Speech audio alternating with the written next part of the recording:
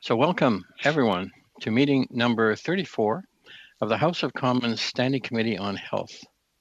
The committee is meeting today to study the emergency situation facing Canadians in light of the COVID-19 pandemic, specifically today examining Canada's national emergency response landscape. So I'd like to welcome the witnesses. As an individual, we have Dr. Lorianne Hardcastle, Associate Professor, Faculty of Law and Cummings School of Medicine.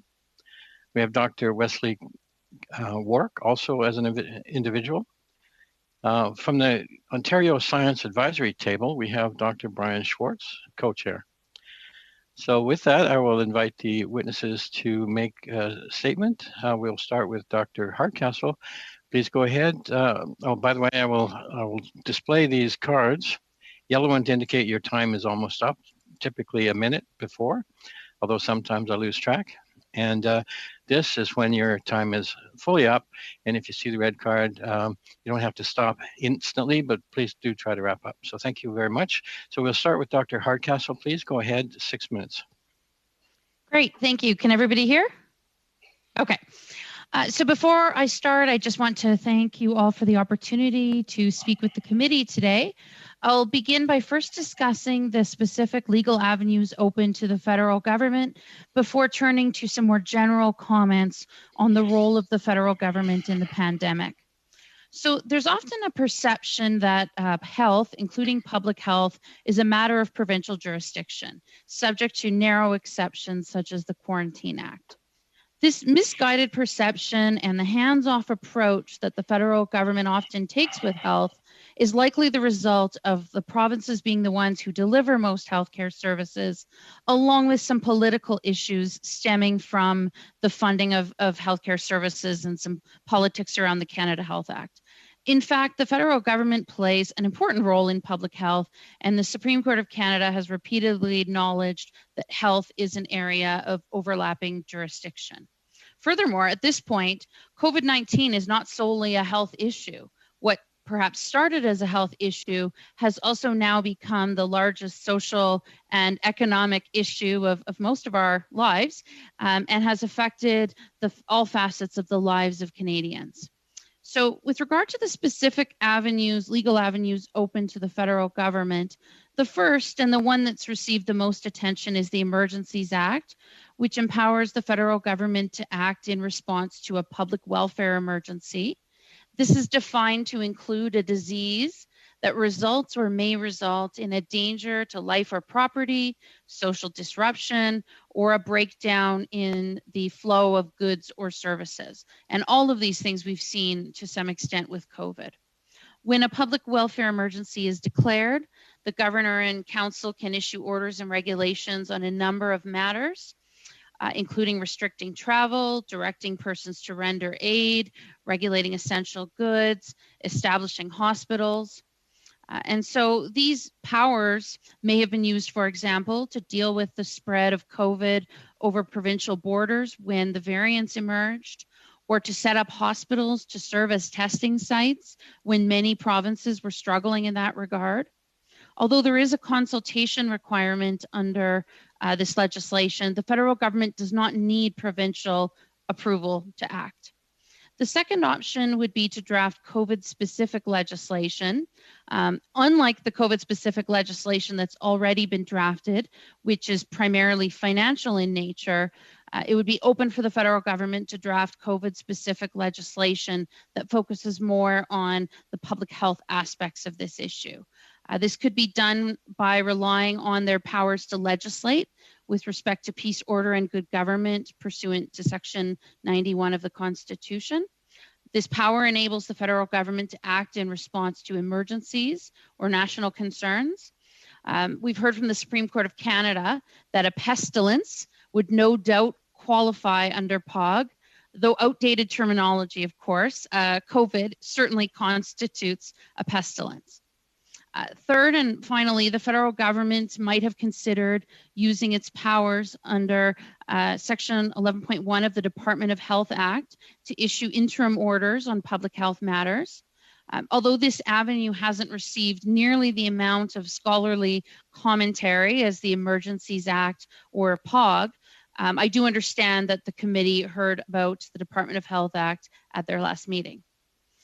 Turning now to some more general comments on the role of the federal government in a pandemic, I would first note that it's surprising to me that in arguably the largest emergency this country has seen since World War II, that we haven't seen the federal government turn to the exceptional powers granted under the Emergencies Act or to pass COVID-specific legislation grounded in the POG power.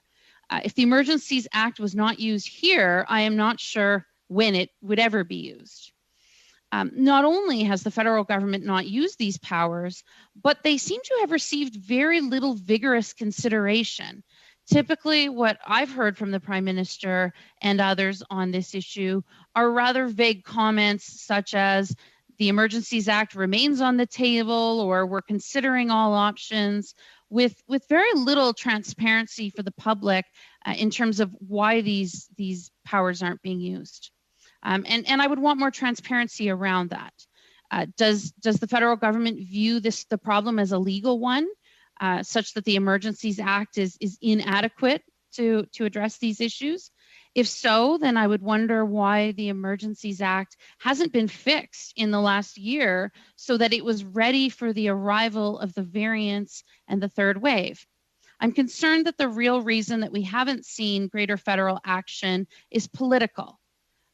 We heard from the premiers that they didn't want the province or the federal government to invoke the Emergencies Act, saying that they could handle it on their own, with Premier Moe saying they could effectively manage it. This has clearly not been the case. Saskatchewan has not effectively managed this, but nor have provinces like Quebec with the long-term care issues, or Alberta, which is experiencing the worst numbers in North America. The provinces have relied on the federal government for financial support and procuring supplies, but the federal government's role in actually limiting the spread of COVID beyond that has been quite limited, with their focus being on financial fallout. And I know that there's a political cost to enacting public health restrictions, but I think trying to walk a political middle ground and to try and keep the provinces happy and keep everyone else happy has the effect of undermining those rules. And what I would want to see is for the federal government to can transparently consider the use of the emergencies power and to make decisions based on what's in the interest of Canadians rather than the politics of federal-provincial relations. Thank you. Thank you, Doctor. We'll go now to Dr. Wesley Wark, please. Go ahead, 6 minutes. Mr. Chair, members of the committee, thank you for this invitation to appear before the committee in its study of the current health emergency. Many things have gone badly with our preparedness and response to the COVID-19 pandemic. The crucial first thing that went wrong was our early warning and risk assessment system. This, I think, must be understood and fixed. Early warning and accurate risk assessments are vital to preparedness and response. They buy precious time for informed decision-making and public communications. They save lives and treasure. Canada had ample opportunity for proper early appreciation of the threat posed by COVID-19. Because of what I call an epic failure of systems and imagination, we missed many significant signals as COVID began its relentless march across China and then globally. Canada's early warning system was not able to function effectively. The first GFIN special report regarding a viral pneumonia outbreak in Wuhan, China, was issued on January 1st, 2020. But no GFIN alerts meant for a wider global clientele were authorized. Thereafter, GFIN issued a series of daily and increasingly voluminous global media scan reports that were not geared for value for Canadian decision makers. In the period between January 7th and March 16th, 2020, PHAC produced 6 risk assessments on COVID-19. I analyzed these reports in detail while serving as an expert consultant to the Auditor General. Until the final PHAC risk assessment on March 16th, the agency delivered a consistently reassuring message that COVID-19 posed a low risk to Canada and Canadians. As the Auditor General found in her damning report, the methodology employed by PHAC in preparing these risk assessments was deeply flawed and untested. The risk assessments failed to consider forward-looking pandemic risk, and risk assessments were not discussed or integrated into decision-making. Now, PHAC has accepted the Auditor General's report, as you know, and has promised a lessons learned review, but it's also punted this review to December 2022 at the earliest. To understand how we set ourselves up for such an abysmal failure, we have, I think, to look back to the period after the SARS crisis. In April 2004, with the SARS crisis still fresh on its mind, the government published Canada's first ever national security policy called Securing an Open Society. That policy stated that, and I quote, "Going forward, the government intends to take all necessary measures to fully integrate its approach to public health emergencies with the national security agenda. The public health dimension will figure prominently in the government's integrated threat assessments," end of quote.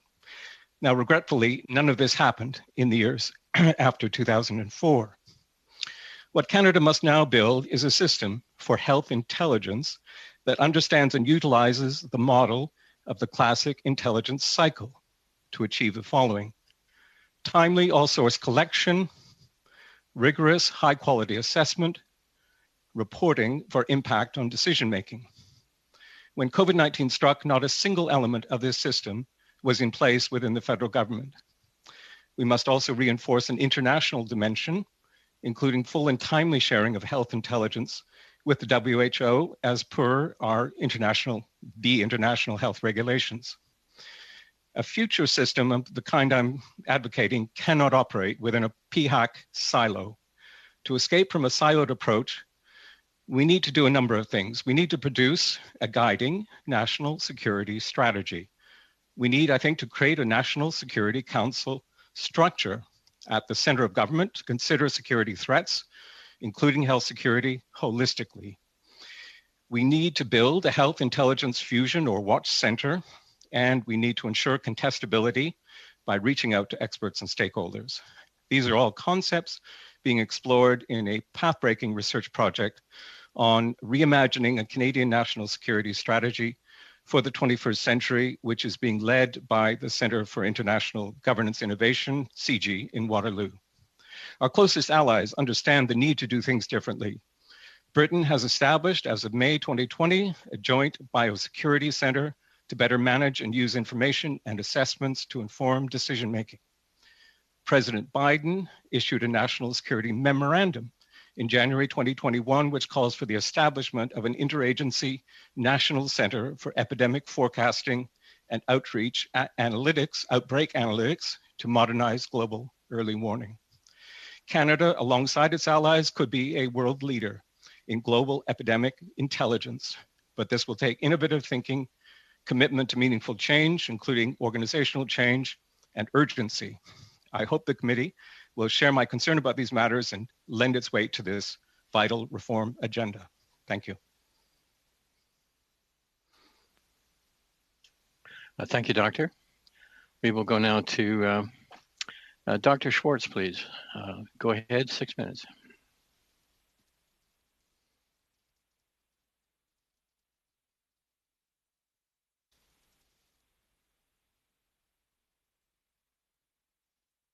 He's on mute. Dr. Schwartz, you're on mute. Sorry about that. I hope I didn't lose too much time. We'll start you over. Go ahead, 6 minutes. Thanks again, Mr. Chair. Thank you for your invitation to speak with the committee today. I'm appearing here as the co-chair of the Ontario COVID-19 Science Advisory Table, a mostly volunteer group of 54 scientists drawn from across medical, scientific, and mathematic disciplines. We are not part of the provincial government, and we operate entirely independently. While some of our members, including me, are public health professionals who may also work for government agencies, we do not operate as part of the public health apparatus of Ontario. We don't issue public health orders or recommendations, and we don't advise communities on public health practices. Our sole job is to seek out and analyze the scientific evidence that will help the government, public health and health professionals, and Ontarians fight the battle against COVID-19. We regularly brief different parts of the government of Ontario, and we make all of our work available to the public. Today, I'm happy to share our thinking about what the scientific evidence tells us about the situation in Ontario, but I would ask the committee to bear a few things in mind as we have this discussion. The first is that as an independent science table, it is not appropriate for us to comment on government policy. We can tell you what the numbers are and what they mean. We can say what the evidence tells us about measures that give us the best chance against COVID, and we can tell you whether we see those things happening.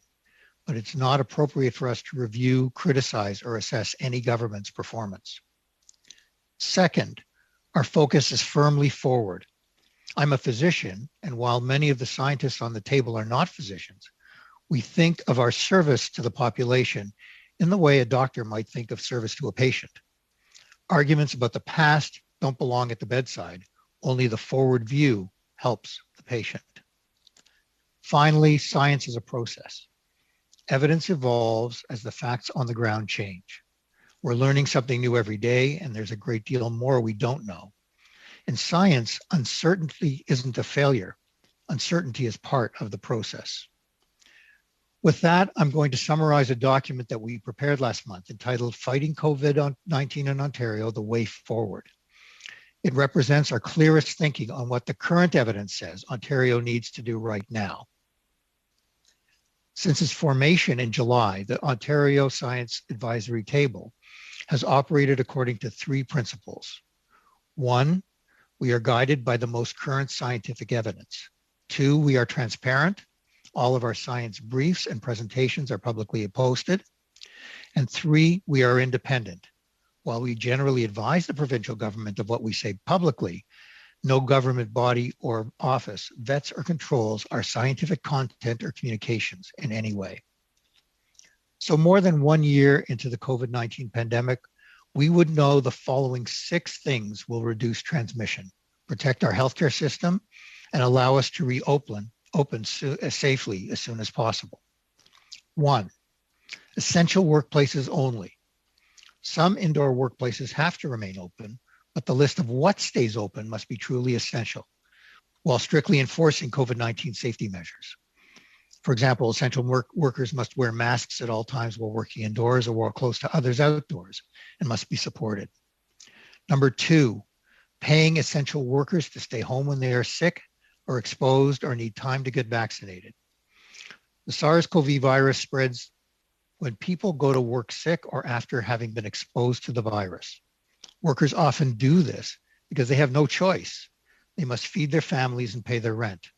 An emergency benefit that offers appropriate income, is easily accessible, immediately paid, and that for the duration of the pandemic is available to these essential workers when they are sick, exposed, or need time to get tested, or when it's their turn to get vaccinated, will help limit the spread. Number 3, accelerating the vaccination of essential workers and those who live in hotspots. Vaccines are essential in slowing the pandemic, so we need to allocate as many doses as possible to hotspot neighborhoods and vulnerable populations and essential workers, accelerating the distribution and make it easier for at-risk groups to get vaccinated. Limiting mobility. This means restricting movement between and within provinces.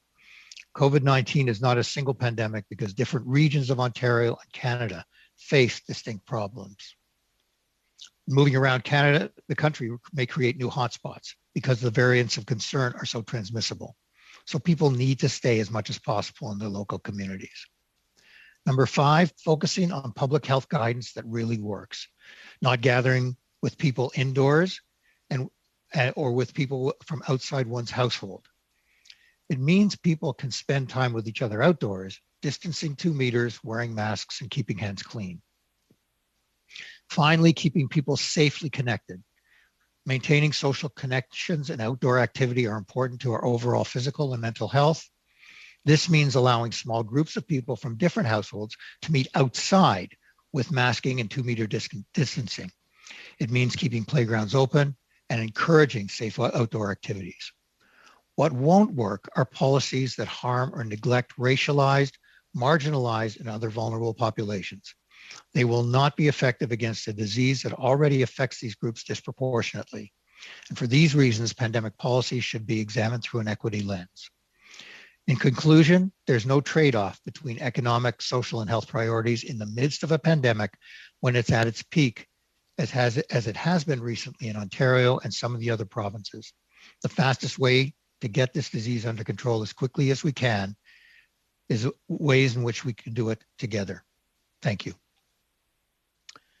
Thank you, Doctor. We will start our questions now, and we will turn first to Ms. Rimple-Garner, please. 6 minutes. Thank you, Chair. I'm going to direct my questions to Dr. Wark. I share your concern. There's going to be a lot of time for inquiry, but we have to be getting things right now. And so only looking to change in December 2022 is too late. I note that one of the significant variants of concern from India was identified in October of last year, but yet Canada, we're just so reactionary on emerging threats, even in the middle of a pandemic, but I digress. I wanted to get to recommendations on what we could do right now to fix some of these gaps and then going forward so that we can include them in a report. The Auditor General's report talking about the risk to Canada being low and not looking at the forward-looking risk, I think was very damning, as you said. What could we do differently right now? To me, I'm wondering if there's some sort of first of all, there's no centralized way of collecting intelligence, as you've talked about, which I think is we need to remedy that, number one. Then we need to somehow port that information into like a very clear risk assessment system that can be used to assess a wide variety of pathogenic risk, like almost like a DEFCON level system, so that it can be clearly communicated to the public. And then to me, third is associated with each of those risk levels would be measures that the government would undertake, be it flight bans or travel advisories or quarantine measures or whatnot.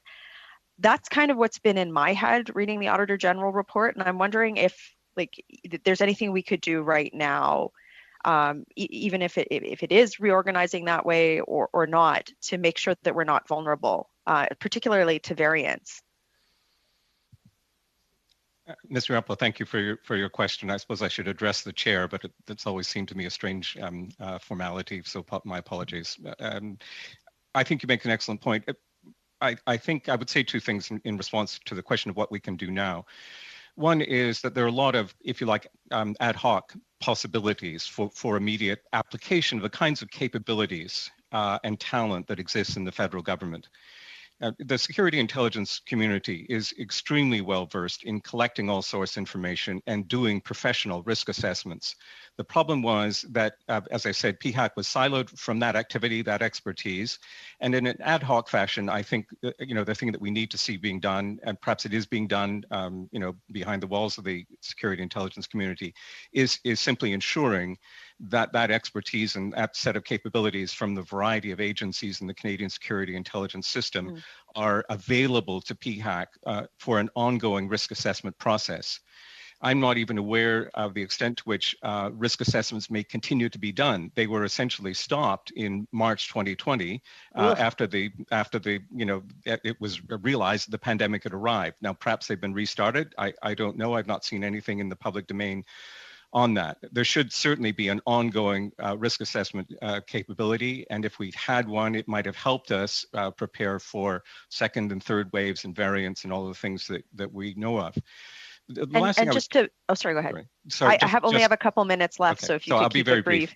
I'll be very brief. The last thing I would say is that we just have to be careful to make sure that whatever kind of ad hoc measures we take in a scramble to deal with an emergency don't get baked in as permanent measures. We have to keep our minds on what we ultimately want to achieve. And that's why I think there's some very important kind of structural and strategic things that we need to undertake. A national security strategy. We need a National Security Council structure, finally, at the heart of government. And we need to have a kind of whole of government intelligence collection and assessment capability to deal with not just health emergencies, but a range of non-traditional threats that we're now confronting in Canada. And again, just to reemphasize, as a legislator, I sort of look at one of the gaps being taking even that limited information that we have right now and then sort of porting it into some sort of framework for action. I don't think the ad hoc nature is just limited to intelligence gathering. I think it's also limited to porting it into consistent and cohesive action, and then also just monitoring the efficacy of that. Would you sort of characterize that as a right assessment of the situation right now? I'm afraid I would have to say that that seems to be the case, certainly up to the period in which we have some public documentation on how PHAC handled the emergency. So, you know, senior executives in the Public Health Agency of Canada and across the government have to, and I'm sure are now taking very seriously the ongoing threat presented by COVID in ways that they weren't at the beginning. But are you aware of any of those measures that are happening right now, or if there's been any change since the Auditor General report came out?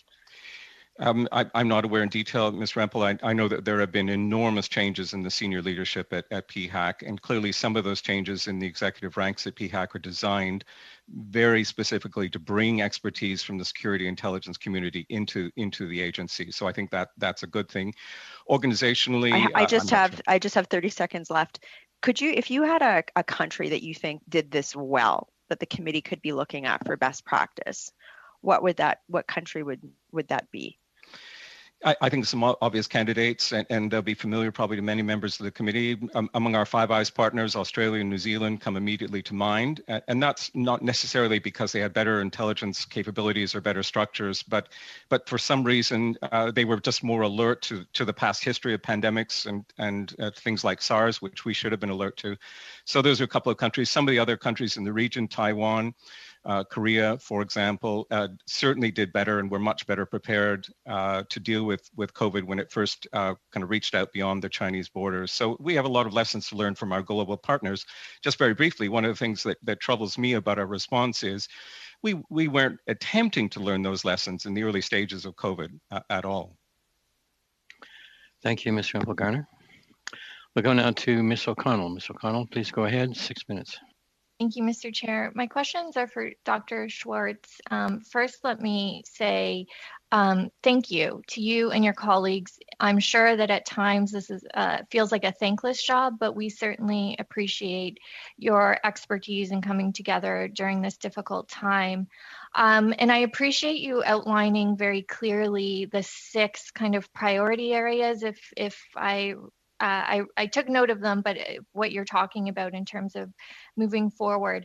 So in that vein, my question is in and around the biggest threats you're seeing or risks, that you're seeing in Ontario right now. We have data that suggests more than 60% of outbreaks are, from workplaces and education, 43% from workplaces, 21% from educational settings.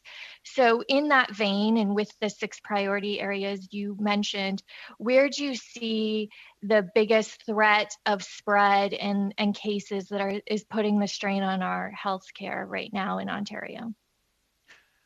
First of all, thank you for your kind words, Ms. O'Connell.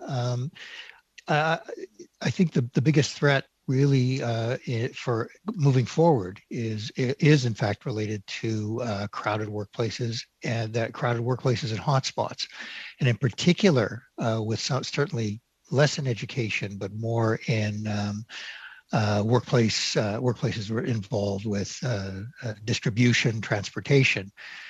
We have workers in those workplaces that live in hotspots, that live in crowded conditions, that live with other workers in multi-generational households, particularly in Northwest Toronto and Peel. And because of that, we have recommended and the province is rolling out very targeted vaccine to those areas, and we're very gratified that that those recommendations, based on some of the modeling that we did, will we hope start being effective in reducing the transmission in those settings. Thank you for that. In my previous life, I was also in politics, but at the municipal level and regional level in Ontario. So we had some areas of responsibility over health through our local health agencies. And part of that responsibility is communication and educating residents on how they can help prevent the spread in this instance, and really education on risks. So if we're looking at workplaces right now as the number one concern, and your 6 priority areas, I notice, don't actually cover borders, the kind of political, and I fully recognize your comments off the top. I'm not asking you to criticize a political decision, but if these are the areas of concern and workplaces right now are the biggest threat, when it comes to the resources and the efforts to communicate with Ontarians in this case, would it not serve the broader public health measures to invest in resources that actually focus on the hotspot areas or focus on the areas of concern, to also arm and educate the public in those areas that are most affected right now, and that in putting communication priority on things like the borders, which account for in Ontario less than 2% of transmission, that we're actually missing an opportunity to educate and help Canadians in stopping the spread? Is that a missed opportunity to educate our communities? So if I understand your question, and correct me if I'm wrong, is the question is really about communicating the risks and the interventions that might mitigate those risks in those specific areas that are hotspots. And the answer is, while it's not part of that 6-point structure, it's certainly a connector to those points, because we have certainly it is challenging to get into many of the communities. Again, in the Greater Toronto Area, a very diverse population, many different needs. It really also speaks to things like vaccine acceptance. Important to communicate risk in language that people understand, literally in languages people understand, as well as the cultural sensitivity that's needed to communicate those risks and interventions that are appropriate for those communities, that they can do, that they have access to, as well as that they'll accept. Thank you. And switching gears just a little bit, because I have not much time left, but long-term care in Ontario, something very concerning. My riding was hit in particular very hard, and it was devastating. Early on, we were told everything that could be done would be done to protect long-term care through second and now third wave. In your professional view, do you think everything has been done that could be done to protect our residents in long-term care? Well, I think one thing that has been done is the targeted rollout of vaccine to elderly individuals, particularly in long-term care, and we've seen a tremendous effect of that program. That's been very positive, and I hope that other interventions like reducing crowding within long-term care, increasing personal protection for healthcare workers, and again, looking at that as a workplace, a very important workplace to reduce transmission, is very important. Thank you, Ms. O'Connell. On va maintenant. We now move to Ms. Gaudreau. Ms. Gaudreau, welcome. You have the floor now. 6 minutes, please. Excellent. Thank you very much, Mr. Chair. I'm very pleased to be here today to replace Mr. Thériault, my honorable colleague. And thanks to the messages you've expressed, I've been reflecting on, now that we've had this pandemic, of course, what I've heard is that there will be more. So my question, I was thinking about this, and what is the role of the provinces and of Quebec? While you were speaking, I looked at the etymology of the word confederation, and it means an alliance of states, independent states. So I thought, okay, when there's a pandemic, as in the states have an independence of action, and there's a confederation, so they need to be consulted. And Section 25 mentions that. If there's an emergency measure, the lieutenant governors must be consulted. So I'd like to hear what you'd have to say about what consultations were held. What were the results of those consultations?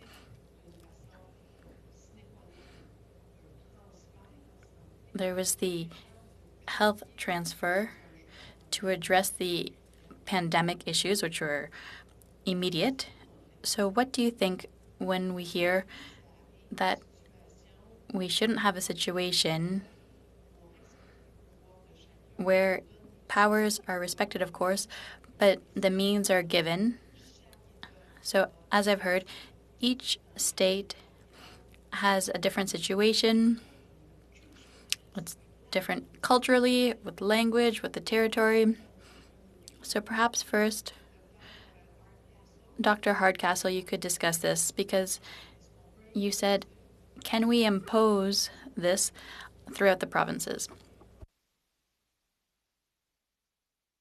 Yeah, so I think it depends what you're talking about imposing. I think that certainly some things may be more palatable than others for the provinces to accept federal involvement in. One of the things, though, that comes to my mind as being the most obvious role for a federal government in this space would be... Donnez-moi des exemples. Give me examples, please. Give me one or two examples, please. The travel issue is one very obvious example to me that, we had BC saying that they didn't know if they could prohibit travel across the Alberta border. They needed legal advice. They weren't sure. And then meanwhile, on the one side of the border, we have Banff, which is one of Canada's hot spots. And on BC's side, much lower rates. So to me, an obvious role for the federal government that they could still do now, as opposed to looking backwards and saying, here's what you should have done a year ago, is to use the Emergencies Act to deal with that travel issue, as provinces have vastly different rates of COVID, and as variants, that's how variants spread.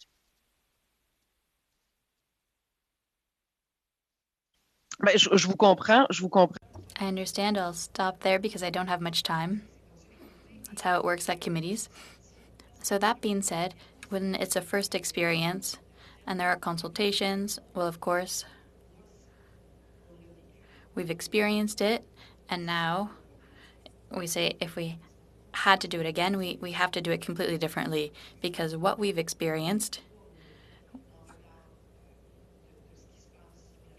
which was far too severe, in my opinion. So I'd like to ask Dr. Schwartz, when you mentioned New Zealand, Australia, Korea, Taiwan. No, sorry, that was Dr. Wesley. What determined why you rate them so well? Could you give me examples of things those countries have done that you would hold up? Madam Govro, thank you for the question very, very quickly. I think the key to the responses of the countries that have proved best able to deal with COVID-19 quickly out of the gate, countries like Australia, New Zealand, Taiwan, Korea, were first of all, they had the capacity to take and understand take the threat seriously, understand the seriousness of the risk. And that was a capacity that linked public health experts with government decision making. I think culturally, to be honest, in all of those countries, it was rooted in their experience of SARS and a memory that stuck. And one of the key things that they did, a whole host of issues, but probably a key measure that they all took were early and very strict border closures. Excellent. How much time do I have left, Mr. Chair? 30 seconds. 30 seconds, okay. Perhaps for Dr. Schwartz, you mentioned that situations vary during a health crisis. So what I've understood is that there be measures, but looking wall to wall with the analysis that we would do, well, we'll have to find solutions. So would you agree that we need to respect the different situations faced by different provinces? Well, the short answer is there are different communities, different provinces that have different levels of the pandemic. And I think the key is twofold. Mr. Chair, if I could have about 20 more seconds. One is to reduce mobility in general and reduce numbers of contacts in general.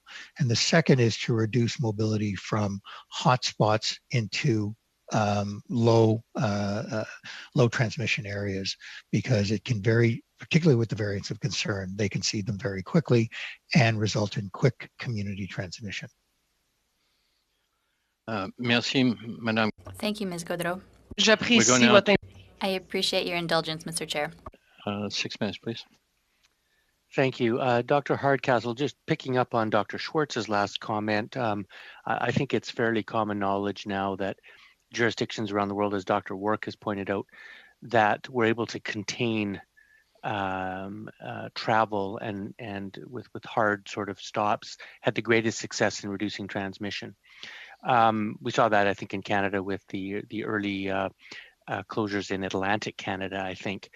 I'm just looking at the Emergencies Act in Section 8. The very first power given to the federal government, were it to invoke the Emergencies Act, says this: the regulation or prohibition of travel to, from, or within any specified area where necessary for the protection of the health or safety of individuals. My question is, if the federal government, I'm trying to find out, is it only the federal government that has the constitutional power to regulate travel interprovincially and between provinces and territories? If they didn't do it, would any province have the ability to do it? So the provinces can regulate travel within their provinces. Many have that either in their Public Health Act as an emergency power that can be done in a public health emergency. Many have it in their Emergencies Act provincially, but there does seem to be this reticence among some to use it. For example, BC really was concerned about using it to keep Albertans out. And so there does seem to be, once that Albertan is in BC, then they have the power to potentially to exclude them. But there seems to be some concern with the legality of that, whereas the federal government, I think there wouldn't be that same concern, because there's no question that they could do it federally. And I think there are problems with the variants moving from one province to the other. We had a situation in Alberta where one traveler came from BC to Alberta. There were 35 cases, at least one death, 2 ICU admissions. And so these provincial borders pose real threats. Mm-hmm. I guess to put a finer point on it, I'm just wondering about the constitutional jurisdiction to regulate travel intra-provincially within the province and inter-provincially. And if I'm reading 8.1a, it gives to the federal government the power to put in travel restrictions inter-provincially. Is that a fair reading of the act? Am I reading it correctly? It is. And I think where the provinces have struggled is they know they can do intra-provincially, but it's not clear what that means when it's right at the border and you have somebody crossing over right at the border. And we do know that the Atlantic travel ban has been the subject of litigation, but only on the charter front. It was never tested on the basis of division of powers.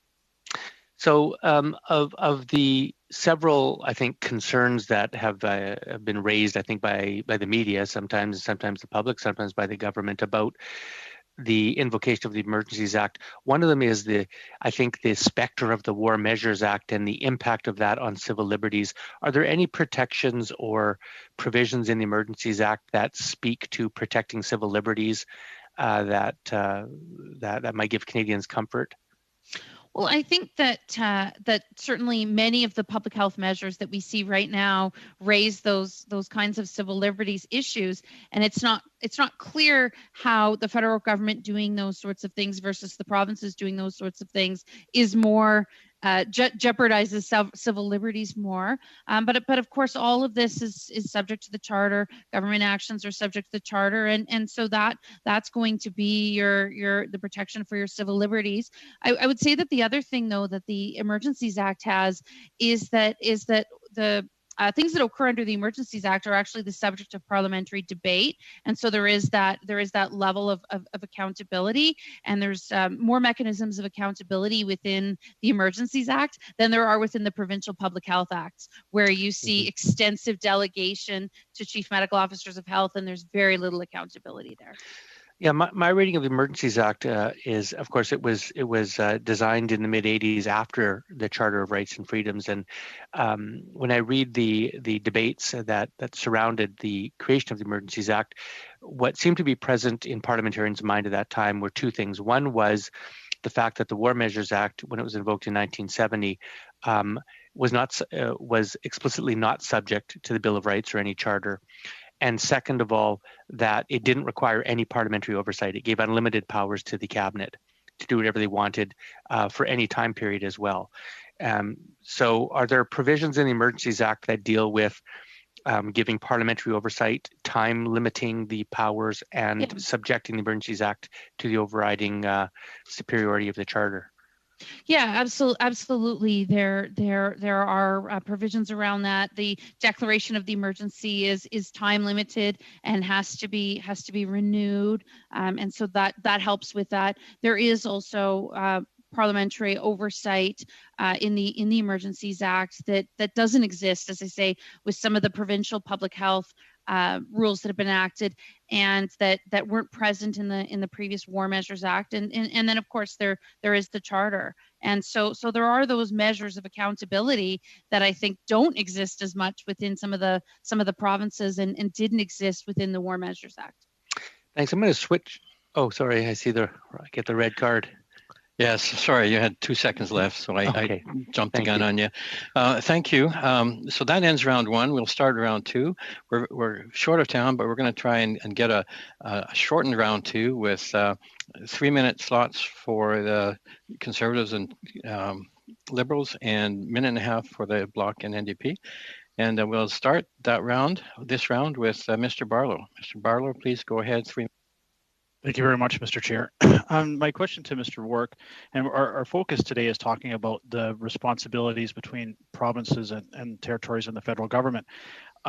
But as part of the Auditor General's report, it stated that PHAC was actually supposed to do a national pandemic simulation in 2019, which would have actually happened before the COVID pandemic. What difference would that have made had PHAC held that simulation to identify the capacity of provinces and territories to handle a pandemic and maybe address some of the obstacles that we've certainly seen over the last 18 months? Mr. Barlow, it's an excellent question. It's I suppose a rhetorical question in a way. I would just add one point, which is that PHAC have been in the process of planning a national simulation for a public health emergency for 9 years between 2010 and 2019 and hadn't pulled one off, which I think speaks to the key question, which is how seriously might they have taken such a simulation, even if they conducted it.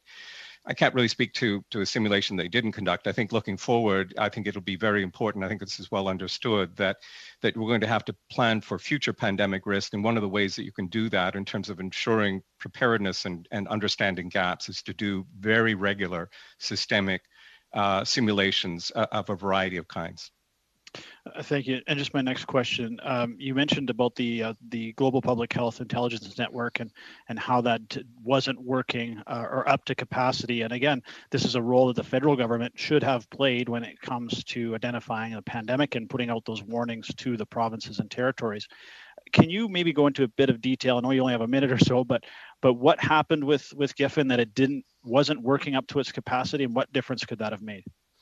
I mean, I think this is a great question. I don't really have an answer for you. I'm very much hoping that the independent panel that the health minister has struck to look into this question will get to the bottom of it. Their interim report suggested that they hadn't been able at that stage when that interim report was prepared to fully understand why the GFIN alert system had been put on hold, which it had. They confirmed that reality, which we learned about through Global Mail investigative reporting.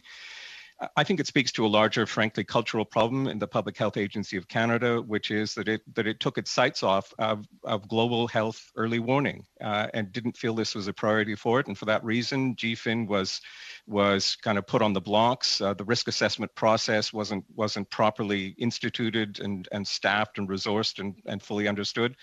And I think this speaks to the significance of a real cultural change that needs to take place at the Public Health Agency of Canada, alongside much greater integration between health security practices and the national security community, which was exactly what was called for in 2004 and not implemented. Thank you very much, Doctor. I appreciate it. Thanks, Mr. Chair. Thank you, Mr. Barlow.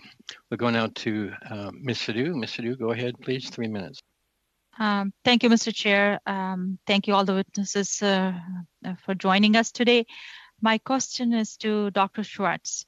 Dr. Schwartz, I come from Brampton, a community that has been hardest hit in the entire province. We have seen the terrible impacts of the virus on our community's workers, families, neighbors, and residents. Have you provided any advice to the Ontario government that could have prevented the third wave? Well, thank you, Ms. Sidhu, and I do very much feel for the Brampton community. It has been very, very severely impacted. Certainly, the science table watched with concern what was going on in Great Britain over the course of December and January, looking at the B117 variant and how it affected Britain and how it affected Western Europe. Again, looking forward, I think in trying to prevent a fourth wave, the idea of keeping restrictions as restrictive as possible for as long as possible is a very, very important principle. As we said, reducing the number of essential workplaces, reducing mobility. It's very hard to look back. I certainly feel for decision makers that have a number of factors to take into account beyond the science of public health, the economy, and so on, and wouldn't want to second guess the decisions that were made, but certainly looking forward, it's very important for us to, at this point, continue the lockdown as long as possible to allow the vaccine to take effect. Dr. Schwartz, you gave the advice to them. Have they taken your advice? We'll find out. The advice that I spoke to, the 6 points are in the public domain. Again, there are a number of factors in making very, very important decisions. You have to make, decisions one way or another on a lot of evolving evidence and a lot of gray evidence that will impact what happens going forward. What I can say is the targeted vaccine will, I hope, reduce the transmission quicker than it would have if it had been rolled out on a per capita basis, and that it will allow the public health measures for a longer period of time will allow that vaccine effectiveness to take effect on a population basis. Thank you, Ms. Sidhu. We'll go to Mr. McGuire now. Mr. McGuire, 3 minutes, please. Thank you, Chair. My colleague, Mr. Genereux, has a question to ask. I'll let him go ahead. Go ahead. Allez-y, Monsieur Genereux. Go ahead. Please, Mr. Genereux, go ahead. Je pensais que vous disiez Genereux. My name is Généreux. Monsieur le Président, that's okay. Merci à mon collègue. Thank you to my colleague for giving me this opportunity to ask the question. It's for all of the witnesses. Quebec was greatly affected at the beginning of the pandemic last year. Because we had our March break earlier than other provinces, but also because we're close to the North American epicenter, the state of New York.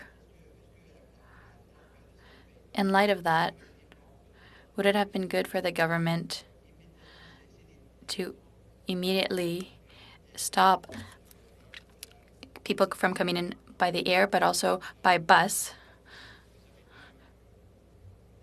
Would that have been something that the government should have done rapidly? And one of the doctors earlier said that the government wasn't prepared compared to Australia or other countries, New Zealand. So our government wasn't prepared for the pandemic.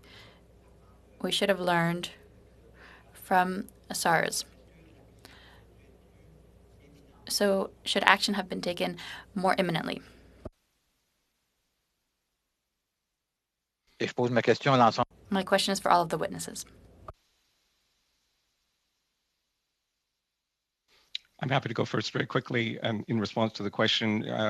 The answer is yes, absolutely. I think that a variety of measures, including earlier border closure measures, would have been of assistance. Quebec's timing with regard to its March break and the return of snowbirds and so on was very unfortunate. Ontario had a similar experience.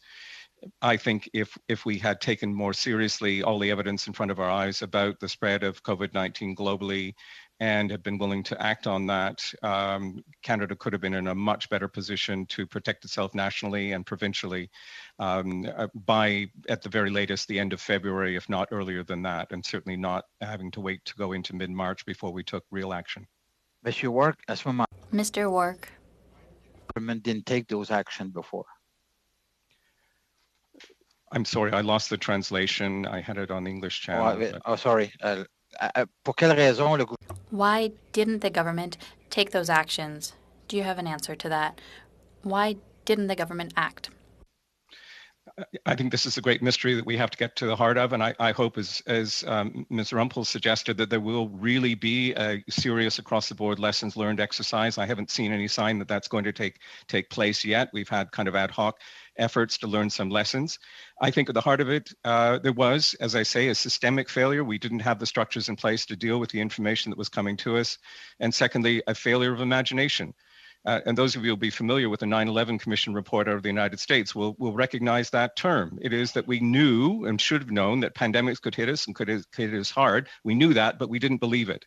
Now, why is that? That gap, that failure of imagination is a profound issue that somehow needs to be addressed going forward. Merci, Monsieur. Thank you, Mr. Généreux. Généreux. We go now to Dr. Pawlowski. Dr. Pawlowski, please go ahead. 3 minutes. I'm a little confused by the order here. So there's an embarrassment of riches on this panel. There's so many people I'd like to ask questions of. Lorianne, sorry, I can't get to you. And Dr. Wark, too, great testimony. Dr. Schwartz, and I got to put you on the spot a bit, and because I got a bit of a bone to pick with the Science Council, and that's over the issue of the use of monoclonal antibodies by infectious disease people in Ontario who certainly want to use them. There have been a couple of randomized controlled trials with the use of bamlanivimab, which our government bought $40 million worth of, published in pretty good journals, JAMA and New England Journal of Medicine, showing a benefit when used early in high-risk people. And another recent case control study in the clinical infectious disease showing that you needed to treat 8 people to prevent 1 person being admitted to the hospital. Now, I know with bamlanivimab, FDA changed its approval, but for the variants we have in Ontario, it still works on 90 to 92% of people. Now, with the whole bunch of the new monoclonal antibody combinations, they're still waiting for approval by Health Canada, but there have been a number of studies, not yet published, but that the manufacturers have shown pretty good evidence for 70 to 80% reduction in hospitalization, again, when used early in high-risk individuals. In fact, a recent GlaxoSmithKline study with their monoclonal antibody had to be stopped early because it was considered unethical to continue the study because of the decrease in hospitalization. Now, despite this, infectious disease people in Ontario, and I recently wrote an op-ed with 12 of them who wanted to use monoclonal antibodies, and they can't get hold of it. Now, why is that? It would seem that there's a few influential people who aren't elected, some of them who sit on the science table, who feel that there's not enough evidence for the use. And what I would question is, these are non-elected people. These are a few infectious disease people, and yet why should they have the power to control what other infectious disease people use as therapeutics? So I'm kind of questioning whether the science table is really serving the public in giving some advice. Thank you. Thank you, Dr. Pawlowski. Mr. Chair, I'd like to take that back if that's okay, given the time and given my relative lack of expertise in infectious diseases and therapeutics. We have a drugs and biologics working group that is looking at that, and I appreciate the question and can get back to you through the clerk if that's acceptable. I'm happy with that. Thank you, Doctor.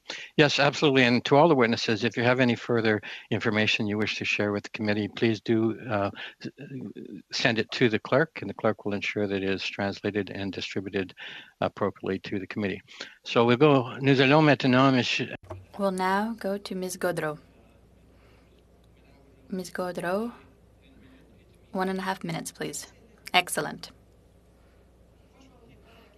I'll respond to the question of what happened between January 7th and March 7th. So I'll just say that it was disorienting at the federal level. I'm the only person here who doesn't have a party seeking power. So when there's a crisis like the one we experienced, so it takes time to act. And my colleague was saying earlier that transmission from the border was only 2%. But I'd like to hear, Mr. Wesley, what you have to say about that, because I don't know how a variant came from another country, and they're saying that border management isn't that important and the government didn't act quickly enough. I'd like to hear what you have to say about that, please. Sorry, I think I'm on mute. Sorry. Vous allez me laisser ces quelques secondes. I hope I'll have those few seconds, Mr. Chair. I'll be very brief. I mean, it's a complex issue. I don't think it's properly understood. I'm not sure that CBSA and the government is doing a great service in treating the issue as it is. The question is just not how many people come across the border with a variant that might be of an issue. It's not a statistical question. It's a question of understanding how people crossing a border through various transportation nodes might be spreaders. And we don't have the answer to that. And I think we have to proceed very cautiously. We don't have the answer because we're not doing enough contact tracing and we're not doing enough testing. So I think the prudential thing is to say this is a bigger problem than the statistics suggest, and we have to act prudentially in that regard.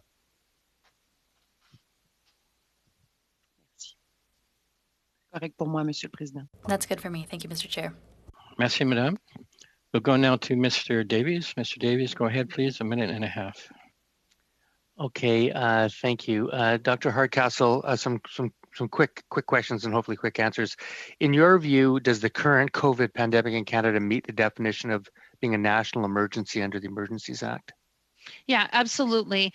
It's a disease. It's threatening human health. It's threatening supply chains. No question. And sort of a related question: does it meet the definition of a public welfare emergency under the Emergencies Act? Yeah, absolutely. I think it satisfies the definition of a public health emergency, or public welfare emergency.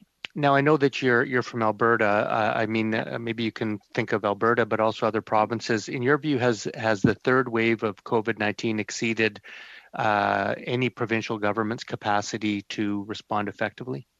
I think that's exactly what we're seeing right now. I think the vast disparity between different provincial rates, the spread of the variant, the seeming inability that they have to keep people from out of their province, apart from the Maritimes. I think all of those things point to an inability to manage this at the provincial level.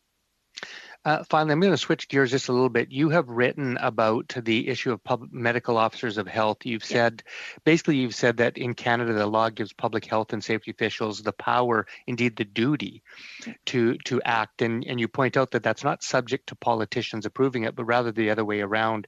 In fact, you've said Canada's medical officers of health must find the morality and courage to stare down the politicians making dangerous errors. That's why our society entrusts them with sweeping legal powers. Can you just give us a little bit of testimony on that, about what their powers are and whether you think they're being exercised properly? Yeah, so in the provinces, the chief medical officers of health, for the most part, I'll speak broadly, but provinces have, there's interprovincial variation, but in many provinces have the sweeping power to do almost anything necessary to contain a communicable disease. So in the law, they're very powerful, but where it gets complicated is the politics. And so for example, many chief medical advisors of health, even though they have broad legal authorities and the public health orders are in their names, at the same time, you have them politically put in more of an advisory role. And I think Canada needs to go, or the provinces need to go one way or the other. Either they're independent people with legal authority who can speak out and who can act independently, or you make them subordinate to the government and you make their orders subject to ministerial approval. But we can't have it both ways. You can't both have these people be in charge when it's convenient for the provinces to have them be in charge, or to have them be your subordinate when it's convenient for the provinces. So is that the case with Canada's chief medical officer as well? Monsieur Davies. So maybe I could get a quick answer to that if I could. Very quickly, please. Thank you. No, different role than the provinces. The provinces have more power because they're doing the day-to-day operations of public health. Thank you, Mr. Chair. Thank you, Mr. Davies. So that wraps up our questioning for this panel. I would like to thank the witnesses for sharing with us their time today and their enormous expertise and great advice. And thank you for helping us with our studies. With that, we will suspend and bring in the next panel. We are suspended.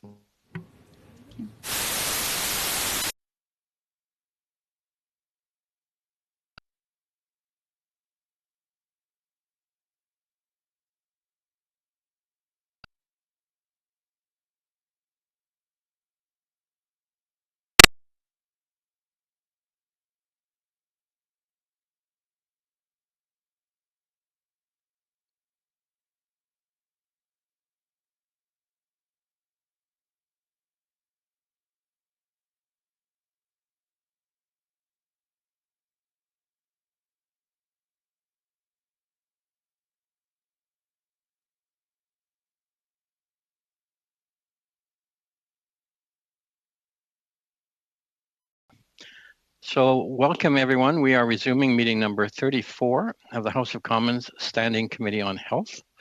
The committee is meeting today to study the emergency situation facing Canadians in light of the COVID-19 pandemic. Specifically today, we are examining Canada's national emergency response landscape. I would like to welcome the witnesses. We have appearing today as a witness, as an individual, we have Ms. Lisa Barrett, Assistant Professor. Would that be doctor? If you could advise me, I appreciate that. And we have also as an individual, we have Reverend Michael Garner, Anglican priest. So I will invite the witnesses to go forth with their statements. I will start with Ms. Barrett. I would also advise the witnesses that I will be using these cards to indicate when your time is almost up. I will display this when it's roughly a minute remaining. But that's rough. And this when your time is officially up. If you see the red card, you don't have to stop instantly, but do try to wrap up. Thank you. So with that, we'll go to Ms. Barrett, or Professor Barrett. Go ahead, please, 6 minutes. Thank you so much. And the invitation to bear witness here this afternoon is very much appreciated. And thank you to the committee for inviting me. I'm an infectious disease physician and clinician scientist researcher at Dalhousie University. And I speak from that perspective today, although I do work with and collaboratively around both the Nova Scotia Health Authority and the public health department at the government of Nova Scotia. I speak as an individual here today.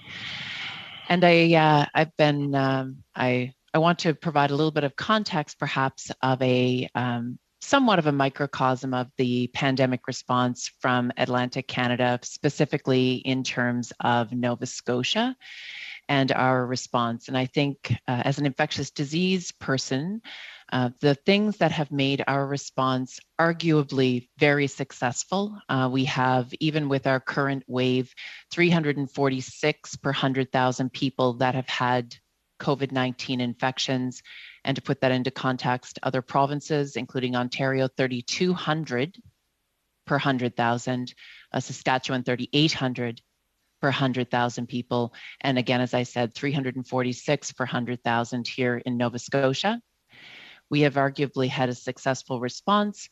And as an infectious disease person, I would say that there are several components to that that are rather important.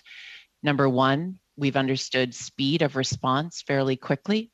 As an infectious disease, speed is always important.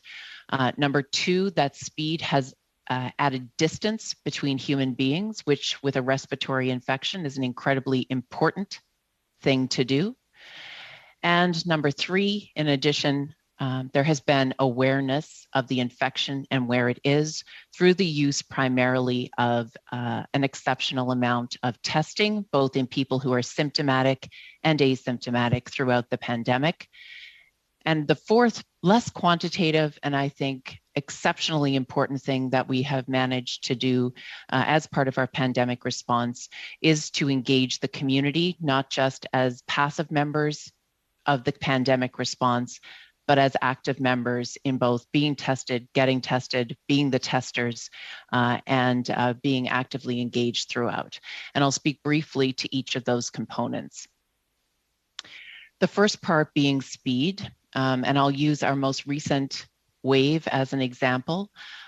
We have gone from 0 to 6 cases per day since about last June until November, when we had a small number of increased cases up into the double digits, low double digits. And until then, we had gone back down to 0 to 6 cases again per day, with almost 0 unlinked epidemiologic cases. And for those who don't spend their lives looking at microbes and infectious diseases, that would imply that community spread was limited, which is very important. So we knew where the cases were coming from and how. That changed in April. Between April the 15th until the 21st, we started to go into double digits of new cases per day. And there was the beginnings of a signal by April 27th that we had community spread when we hit 97 cases per day. And at that point, our restrictions went from being fairly open to being very closed. In the intercurrent period between our waves, the Atlantic bubble still existed. And I'll speak to that in the distance part of things, where people coming into the region were required to quarantine. So anyone coming in from outside the Atlantic bubble, and in fact, our bubble burst about a couple of months ago when our cases started to go up a little, and even people coming from within the Atlantic provinces were required to quarantine for 14 days. And the reason that that's important is that we were able to keep track of where the cases were and how they were. 97 cases, and our government closed down public places where you would be unmasked and indoors, both retail and restaurants, et cetera, which had been open in between waves. Gyms were closed down very quickly, and people were asked to be at home.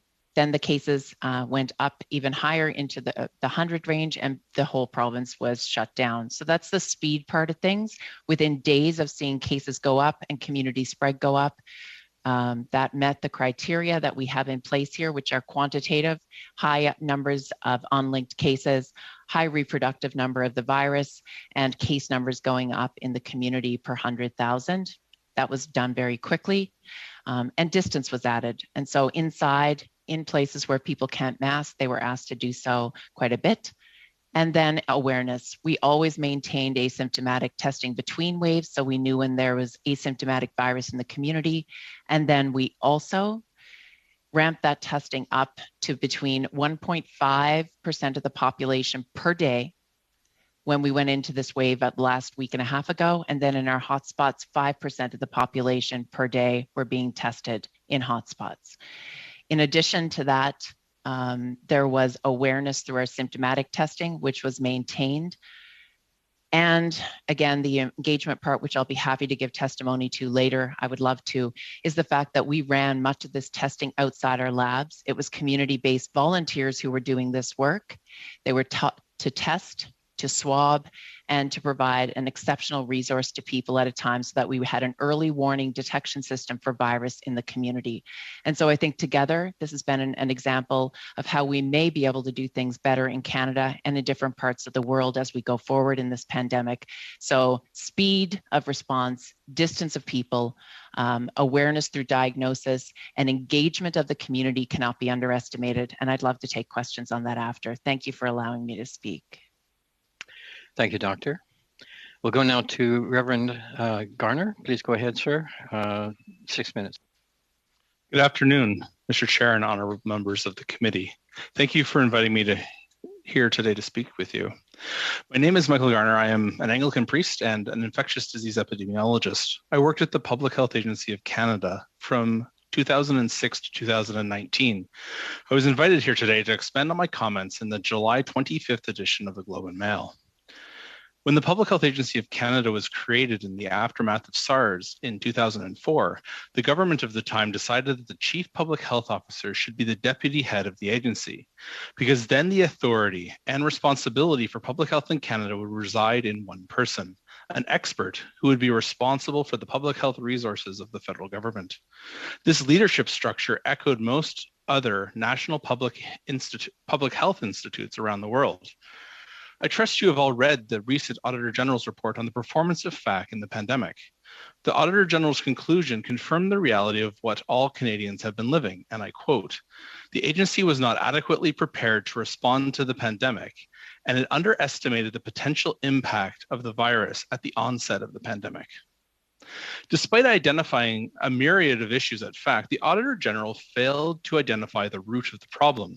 At no point did she ask the question, why were the systems allowed to go untested? Why didn't the risk assessments from January to March of 2020 look adequately at the potential for COVID-19 to become a global pandemic? Plainly, we have a National Public Health Institute that is run by non-experts. 6.5 years ago, the Harper government moved the leadership of FAC from the CPHO, a public health doctor, to a president, a career bureaucrat. This decision set FAC on a course that has gravely influenced its ability to put into place the foundational elements required to proactively prepare for and effectively respond to the coronavirus pandemic. It also created a cascade where public health experts are no longer present at the senior levels of the agency, as they have been largely forced out and replaced over time by generic bureaucrats with no experience in or understanding of the very basic principles of public health science. Perhaps even more troubling in the midst of the pandemic, when faced with the need to install a new deputy head of FAC in September of 2020, with the failures of responding to the crisis evident to all Canadians, the Prime Minister, rather than installing a doctor with expertise and experience in public health and pandemic response, picked another career bureaucrat with no credentials in public health, who would have to learn on the job in the midst of the biggest health crisis of the last century.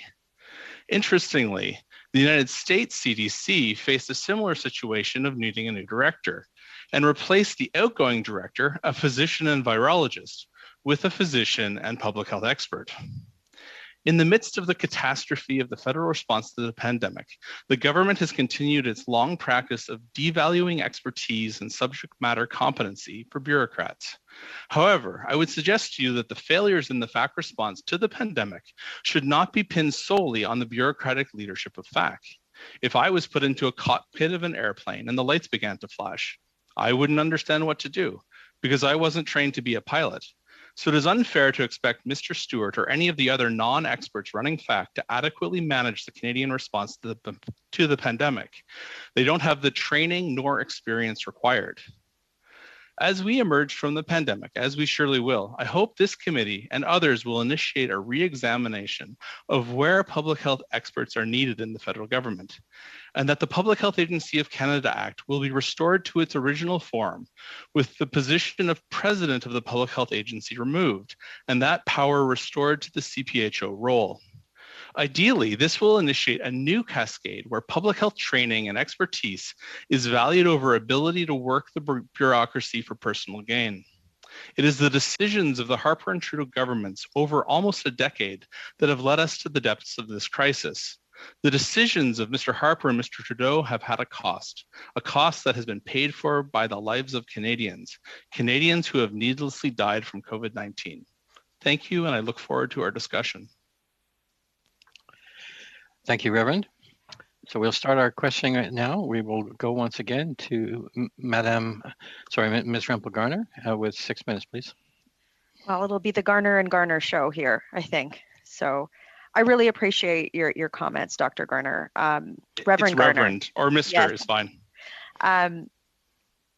So the question is how we move forward. I almost wonder if PHAC is the right organizational model writ large to deal with a public health challenge or a pandemic. In the previous panel, there was comments about sort of 3 silos of work, the need to be able, or 4, the need to be able to take intelligence, like actually gather intelligence on emerging pathogenic threats, then be able to meld that into some sort of a consistent warning system that is associated with clear action and then some sort of a monitoring for efficacy framework. Do you think that that's even possible with the current model of PHAC right now? So I think the Public Health Agency, as originally constituted, was set up to manage the pandemic. You need to remember that the Public Health Agency of Canada was set up because of a coronavirus outbreak. It's the changes that have come with the diminishment of science and the diminishment of public health expertise in the agency at the most senior of levels that mean we're unable to act and understand the evidence and the signals that are coming. So, I was listening to Dr. Work's commentary, which was very interesting. And he's right that we need a process of risk assessment. But ultimately, if the risk assessment is going to someone who has no training to interpret and act on that risk assessment, we could have the best risk assessment in the world, and we're not going to be able to go forward. And I'm sorry to cut you off. We just have a limited time. Could you give us an illustrative example of that in like a minute or so of where that lack of expertise impacted this particular pandemic? So as someone who's not on the inside, it's hard to give a specific example to that, but I can suggest that GFIN provides a nice example of you have a group of people who don't understand, who are in charge of GFIN, but don't understand that you have to keep looking for the pandemic. And the fact that you haven't found one yet doesn't mean you can stop looking. If we look at the mandate letters of the Minister of Health, you'll notice that at some point, pandemic falls off the mandate letter. And I would suggest that pandemic should always be a part of the Minister of Health's mandate letter. So it's continuing to invest despite the absence of this event that we're seeing that is part of the issue that at hand. Something else that has struck me absolutely we need medical advice, and that needs to be driving this. And I can't even imagine the frustration you must feel. I also, like this week, we've seen, sort of like a lack of clarity of communication on vaccines, for example. How can we fix that? Like to me, that's something that needs to happen in the short term. Like how can we? And I think there's this fallacy that somehow the public doesn't perceive all the different moving parts that are related to, let's say, vaccine advice as the government, right? Like, how can we fix that in the short term? I think that you need bureaucrats, you need communications experts to help the public health professionals who are, so that group at NACI, what they're saying needed to be run through with some communications people and tested and thought through. And I mean, they're saying, I know where they're coming from, but they're not thinking through all of the various impacts. And I think that's the thing is, in my comments, I'm not saying we don't need a bureaucracy, we do, but we need the public health expertise actually making the decisions with the support of comms and bureaucrats and all of the rest. And this is where I was kind of hoping you were going to go with regard to a recommendation, is that public health expertise has to be driving the advice. Like, and tell me if I'm getting this wrong. Public health expertise has to be driving the advice. And then you need the suite of support experts, comms, even finance, looking at the corollary impacts or opportunity cost of public health, and coming together in some sort of a system to communicate to the public and then monitor the efficacy of that advice. Is that kind of what you're getting at? And then if so, what in the what's a quick, is there any low hanging fruit that we could be implementing, the government could be implementing now to get to that point? I think that in the movement in the 2014 revision to the Public Health Agency of Canada Act, where you had a bureaucrat be put in charge of this organization, that's sort of the key. The bureaucrat needs to support the CPHO, but ultimately a trained medical professional, public health doctor or public health nurse needs to be ultimately responsible for the resources. Go ahead. I noticed that there's a lack of frontline clinicians involved in any area. Like, there's just not a lot of people who actually practice. Do you think that that's something that needs to be rectified as well? I think that, do you mean like in the federal government or on the ground? No, I just mean like, where are the frontline doctors advising the government right now, right? I think that, yeah, we need more public health expertise, doctors, nurses, epidemiologists that are not subordinate, but actually the ones with the decision-making power who are supported by the bureaucracy. And that's where we've gone wrong. Thank you so much. Thank you. Thank you, Ms. Rempel-Garner. We'll go now to Mr. Kellaway. Mr. Kellaway, go ahead, please. 6 minutes. Thank you, Chair. And my questions will be directed to Dr. Barrett. Dr. Barrett, I want to thank you so much for taking the time to be here today. You are an expert, and you've been such a leader in Nova Scotia in our response to COVID-19. And I could speak on behalf of my constituents when I say I'm so proud to have people like you representing our province. We've demonstrated, I think clearly, that provinces can control the spread of this virus if they take a committed stance and follow provincial public health advice. So a couple of questions for you. From day one of this pandemic, Dr. Strang and his public health team, and of course, former Premier McNeil and now Premier Rankin, have taken COVID-19 seriously by implementing very strict public health measures. So this is a chance, Dr. Barrett, to unpack the measures that you spoke to in your opening statement. I'd like to hear a little bit more and maybe do a deeper dive on that in respect to the first wave. But given the severity of our third wave, do you think we could be doing more? And I have one more question that I want to put in there, because I want to take this time that we have for you to answer these questions. With the record high cases, I think it's 227 today, and I think that's a total of a little over 1,400 cases. Can you tell us what you think the next couple of weeks look like for Nova Scotians, and what advice would you give to those watching at home? Thank you, and over to you. Maybe I'll start with the end first. I think we've got a bit of a rough go yet. We still have a large number of cases that are unconnected, and we're about day 10, 11 into a lockdown. And that's the real lockdown, not the kind of lockdown that you see in some places.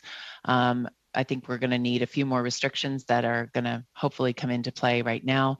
Tough, because a lot of this is engagement. And I truly believe that Nova Scotians and Atlantic Canadians and Canadians, you can have the best bureaucrat in the world or the best doctor in the world leading something and suggesting to people that they do something. And unless people are engaged at a real level and a granular level, at an individual level in places and provinces, you're not going to get a response, because people just won't do whatever is suggested. So I think that we've got a rough few weeks ahead, but I think we'll get there because there is an incredible amount of engagement. Do we need to do more? Probably a little more. People need to get their heads back into last April mode of state of emergency, not current mode. And I think that's probably something that heralds into the bigger picture here and what other places have done.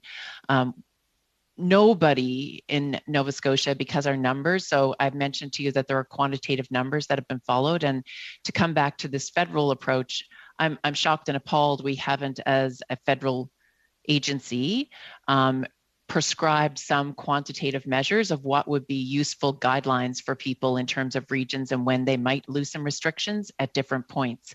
We've stayed pretty close to our quantitative measures of both community spread, reproductive number of virus, number of cases, daily rolling 7-day average. And this is not rocket science. This is called pandemic management 101.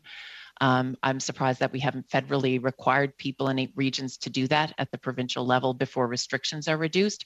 I see headlines today about places that are thinking about reducing restrictions when the number of cases and unlinked cases is still exceptionally high.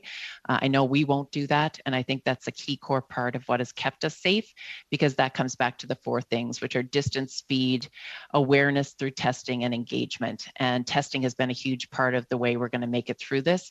But that's also because we have engaged population. You can suggest anything. If people aren't doing it, then you're not going to get anywhere. And so I think 1, yes, there's a little bit more we need to do. 2, it requires a little bit more engagement. And 3, I'm saddened and disappointed that we haven't done that with a prescriptive set of guidelines for provinces. I think it's a little bit unconscionable that just because you live in a different part of Canada, your public health advice may be a little bit different around things that can be helpfully quantitative and implementable.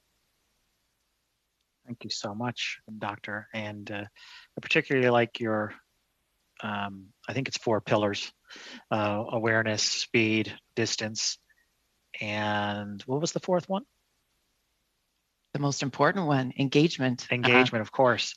And that wasn't an artificial pause on my part. I just drew a blank. But do you think that those 4 pillars are, it's an ongoing thing. Obviously, the pandemic evolves and our response to it evolves.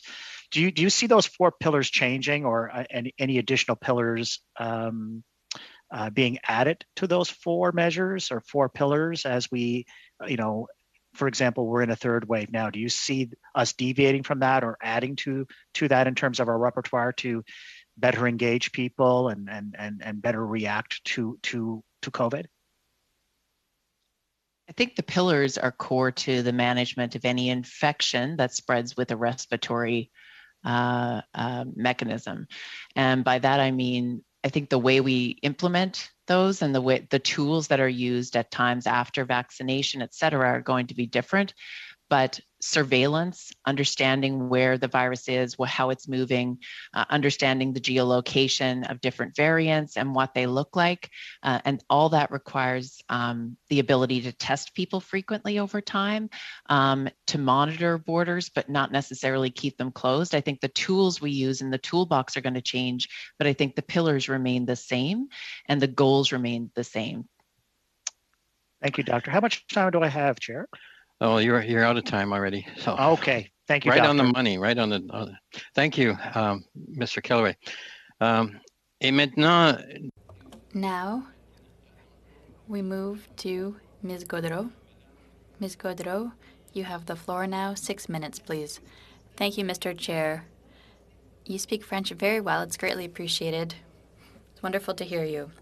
So thank you very much to the witnesses. It's good to hear best practices.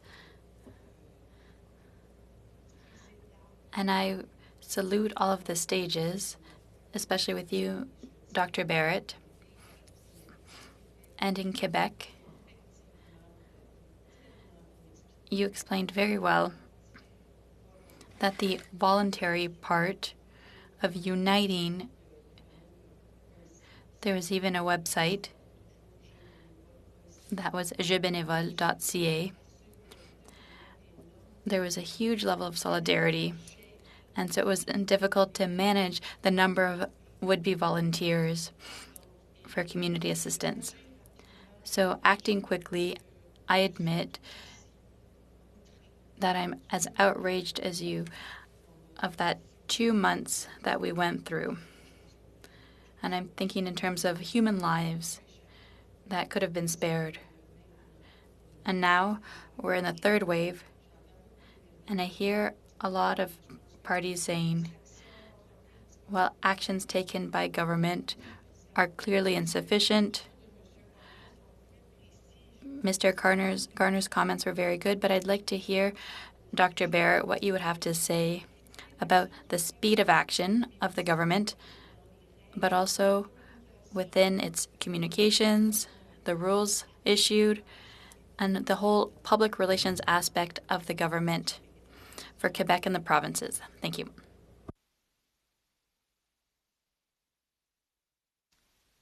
Thank you for the question. I'm certainly not a communications expert, that's for sure, but I will comment from the perspective of the science and infectious disease point of view. The engagement part is important, and I think it was interesting. We didn't try and manage the volunteers. Once there was that wave of engagement that was partially generated, there was an opportunity. We generated opportunities for people to be engaged, particularly through testing, not just around testing, but also as part of the testing events, as the actual people doing swabs and people doing the point of care tests. But we didn't try and manage that. And I think it's important that there is a great deal sometimes of oversight, paternalism, maternalism, theism that sometimes comes into our public health responses, and that we try and control it. It's a notifiable disease. We let go of that a little bit. We let go of medical professionalism and protectionism of fields to include people in a very real way that was very much generated by them as well. And I think if we're going to be successful as we go forward in any province, we have to give people a little bit of autonomy at the same time we're telling them to restrict. I'm not a human behavior specialist, but I think that was an important part of the combination of responses here in Nova Scotia, and I hope that's going to continue. To your point about speed, people can't. Oui, allez-y.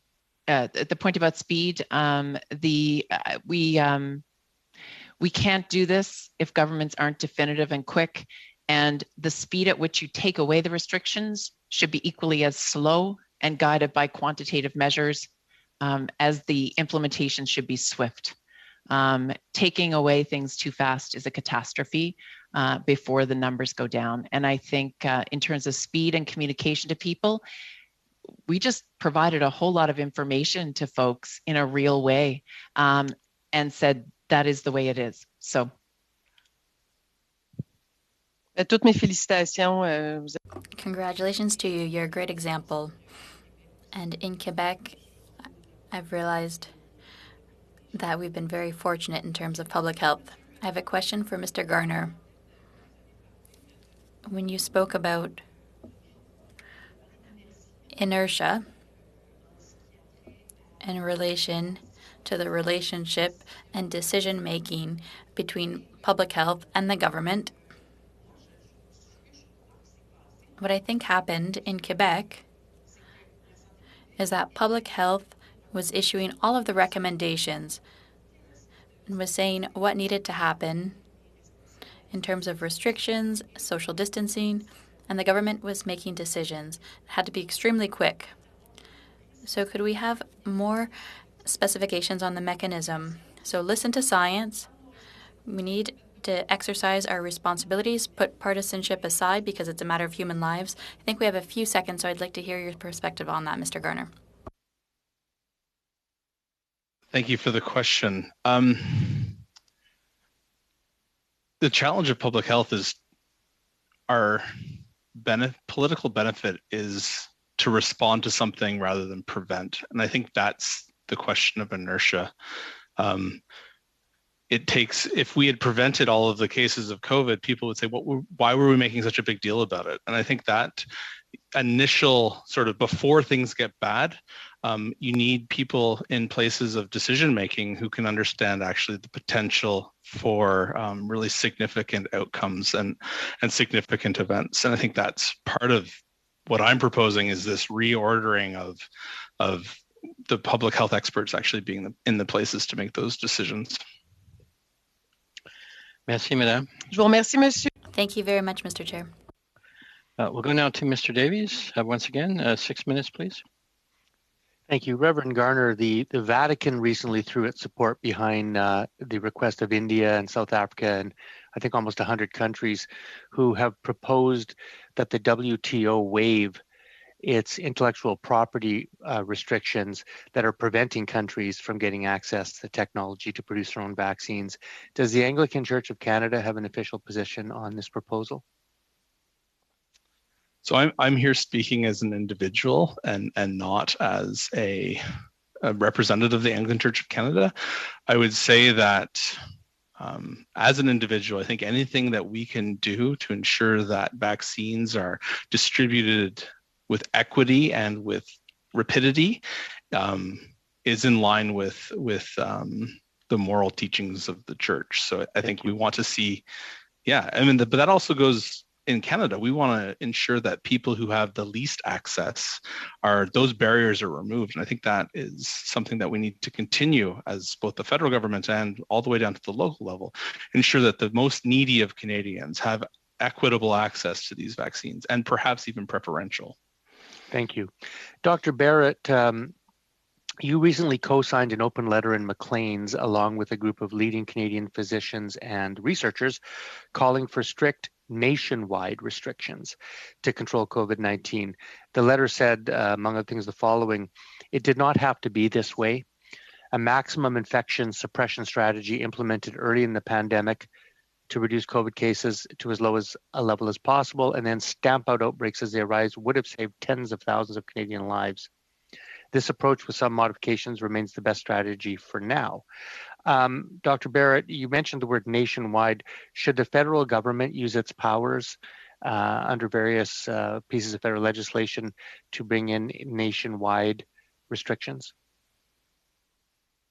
Thanks for the question. And it was a co-signed fairly large group in the letter, but the nationwide part does refer to something I've alluded to a couple of times, and that is that when you're talking about an infectious disease like this, there is science around some of the numbers that can lead to suppression and control. Some of those measures I've already mentioned around how fast the virus moves, how many contacts, the number of cases in a certain area, and the ability to spread from person to person.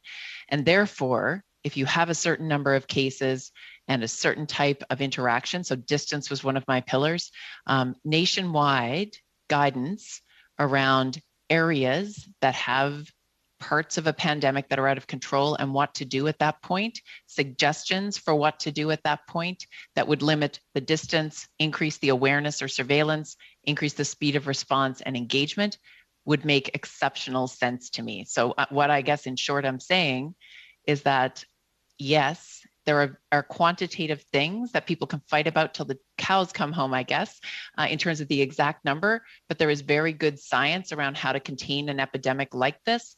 You take those numbers, you go to places that need that guidance, and you provide them with the support and the guidelines to be able to do that. I think we do need official and national guidance on those items. They don't have to be implemented equally across all regions, but in areas that meet the criteria, those guidelines should be followed, or else you are going to see spread of the infection. This is not a hypothetical, it's a definite, and we know how to fix that. Right. Well, I'll come back a little bit to and maybe challenge a little bit on guidance and suggestions versus measures in a moment. But you also wrote in an article in Al Jazeera News, you noted that Atlantic Canada's COVID-19 success has been due in part to the guiding principle that, quote, prudence is best when it comes to restrictions. And this contrasts with the approaches taken in other provinces where, quote, people opened things up before there were good quantitative number-based reasons to do so. And when lockdowns were put in place, they were partial. Essential activity included things that were not essential, like buying duvet covers. So I guess my question there is, should Canada adopt a nationwide circuit breaker shutdown to control this so that we have a consistent application of that prudence-based model, or should we continue to leave it to the happenstance of provinces who may or may not follow that guiding principle? Thank you for the question. Your due diligence in reading the article is appreciated. I didn't write that. I said that it was an interview, and that was an interpretation and excerpt from the interview, just to be clear. Okay. And on that note, what I'm saying is that the guidance needs to be implemented in areas and regions. So there doesn't need to be equal introduction of all restrictions at all points that may be different for travel and borders, but the implementation of guidance needs to be done regionally in areas where there is connection with people. And so what I mean by that is not all provinces have to do everything across their entire province at the same time, but the guidance around the numbers, when you have a certain number of cases, a certain amount of transmission, and a certain amount of unknown transmission should be guided nationally. The implementation can be given at a provincial level in a regional way to still provide the same support and answers outside the border part of things. Fair enough. More directly, should the Atlantic model of a 14-day quarantine for inter-provincial travelers be replicated across Canada, in your view? 14-day quarantine has been a large part of our success, and I can't imagine that people in respiratory tracts are different in different provinces. Thank you. Thank you, Mr. Davies. That brings round one to a close. I think we'll have time for an abbreviated round two as well. We'll do as we did for the last panel. We'll have 3 minutes and a minute and a half time slots. I believe for the Conservatives, we have Mr. Maguire next. Mr. Maguire, thanks, please Mr. go Chair. ahead. 3 minutes. Yeah, thanks, Mr. Chair. I just wanted to go back to Dr. Barrett. Ms. Barrett, you indicated that I really like your 4 points. I mean, the speed, the distance awareness, and getting people engaged is key. I just wanted to know how rapid testing fit into into that model in the maritime bubble. Was it used extensively? We are behind in vaccines in compared to many of our G7 country colleagues, and vaccines weren't used as readily as they could have been. I'm just wondering if they were used more in the Maritimes. I mean, these other issues of distance and awareness are great, but the speed of response, I think, is one of the key issues. And I wonder if you could expand on how rapid tests fit into that. I know the government has made just an announcement today, but my colleague has been calling for this for over 10 months. And, we still have increasing numbers. And so I'm wondering if it could be used in the variant areas as well. So we have used all forms of the rapid point of care tests that have been disseminated from the federal government as part of the pandemic response. That includes 2 of the tests which have a machine and are not quite as scale upable and portable, as well as a large number, over 100,000 of the point of care tests that are almost like pregnancy tests. And we've used them extensively and across the province, both in waves and between waves, for asymptomatic diagnosis. And so the point of that testing in between waves is to provide us with a feeling. It's an early detection system in the community for asymptomatic virus, because this is an asymptomatic virus that spreads easily. And that was useful in helping us to get an early fix on where virus was and wasn't. And during the waves, it has offloaded pressure from our medical systems because it is not being run in lab, of course, and it's also being done by volunteers.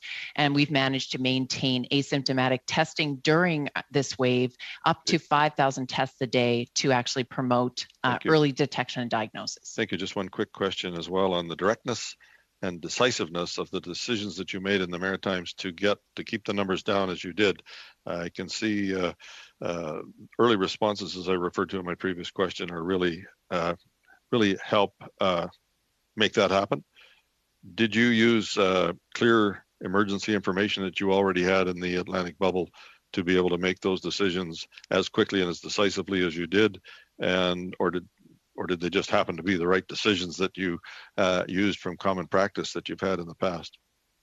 So I didn't make the decisions, our government did. No. And I will say that the government took great advice, and there was almost sole input from public health, and that they took advice from the science and the numbers, and there was very little wiggle on other reasons to not shut things down or put restrictions in place very quickly. And so I would say there was rapid, decisive science used with a minimum number of distracting other factors. That seems to be, at least as an outsider, part of the decisiveness that was maintained through first, second wavelet, and third wave. Thank you. Thank you, Mr. Maguire. We'll go to Ms. O'Connell now. Please go ahead, 3 minutes. Thank you, Mr. Chair. Dr. Barrett, first, thank you for being here. I'm sure you're incredibly busy, and so your testimony is quite helpful. I want to quickly, I only have 3 minutes. So your point about strong restrictions, and I think you said real or not half measures, is one that I want to speak about. Obviously, any sort of lockdown or restrictive measures are difficult for everybody. I don't think anyone would acknowledge that that's not the case.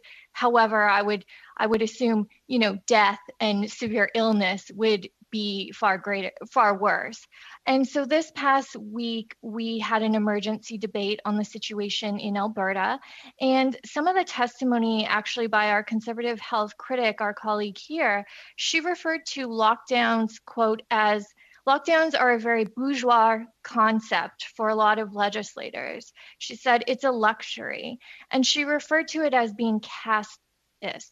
And so I'm just curious, in regards to, and the suggestion is made that, just use vaccines and then, we don't have to get into this luxury lockdown situation, which my community doesn't find that lockdowns are easy, but we do it to make sure that we keep our community safe and our loved ones safe. So in terms of that context, do you think, is there any jurisdiction that was able to get through the pandemic, one, with vaccines alone, given the fact that we know it takes time even when a person gets a vaccine for the effectiveness to take hold, but two, the importance of strong lockdowns in conjunction with vaccines and why this is a public health measure and not a bourgeois concept as being suggested? Okay, so not quite sure how to respond to the concept. So a lockdown is about distance, right? And distance is a key part of preventing and maintaining control of a respiratory illness transmitted by air. So distance is an important part of that. Lockdown generates distance. And so that's actually a fact, not an opinion. It is a luxury if we don't support people who are homeless, underhoused, and can't stay at home to be there. And that is a key core part of this. A lockdown requires a heck of a lot of support, and that should be provided. And that shouldn't be a luxury. Otherwise, vaccines are an adjunctive measure. You don't vaccinate your way entirely out of a lockdown situation or a high spread situation. Everyone touts the UK. They used a lockdown with massive vaccine rollout. So to be clear, that's a combination measure, and vaccines are your long-term plan, not your acute plan. And so happy to do a infectious disease management lesson on that, but that's the actual part of it. There's no such thing as one or the other. Thank you. Thank you, Ms. O'Connell. We'll go now to Mr. Barlow. Mr. Barlow, please go ahead, 3 minutes. Thank you very much, Mr. Chair. And I'd like to put my question to Mr. Garner. And thank you very much for your very frank and open testimony. That's certainly much appreciated in the situation we find ourselves. We were talking earlier with previous witnesses about some of the missteps along the way, and certainly I know you can't give that inside information, but I found it interesting that PHAC was going to do a national pandemic simulation in 2019, but pushed it off. And this would have been in partnership with the provinces and territories in conjunction with the federal government, which is the focus of our study here.